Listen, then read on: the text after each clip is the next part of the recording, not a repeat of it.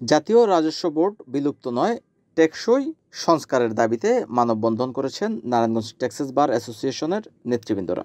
বৃহস্পতিবার দুপুরে নারায়ণগঞ্জ ট্যাক্সেস বারের সামনে নতুন কোর্ট এলাকায় এই মানববন্ধন অনুষ্ঠিত হয়। এ সময় উপস্থিত ছিলেন নারায়ণগঞ্জ ট্যাক্সেস বার অ্যাসোসিয়েশনের সভাপতি শাহ আলম ভূঁইয়া, সাধারণ সম্পাদক Mohammad Ali.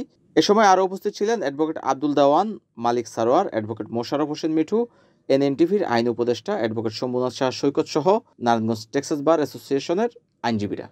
Narayanganj taxes bar association থেকে আমরা আজকে মানববন্ধন করতেছি। সেটা হলো সুস্থ পরিবেশ সৃষ্টি করে কর আহরণের জন্য জাতীয় রাজস্ব বোর্ড আপনার বিলুপ্ত নয়, আমরা চাচ্ছি টেকসই একটা সংস্করণ হোক, যেটা দিয়ে আমরা এবং যারা করদাতা আমরা স্বাচ্ছন্দ্য বোধ করবো, যারা কাজ করবে ট্যাক্সেশন তারা সুন্দরভাবে কাজ করবে, এরকম একটা সুন্দর এবং টেকসই একটা নীতিমালা চাচ্ছি আমরা রাজস্ব বোর্ড বিলুপ্ত নয়, কিন্তু আমরা চাচ্ছি টেকসই একটা আমাদের নীতি দিয়ে দেন, এইটি আমাদের দাবি।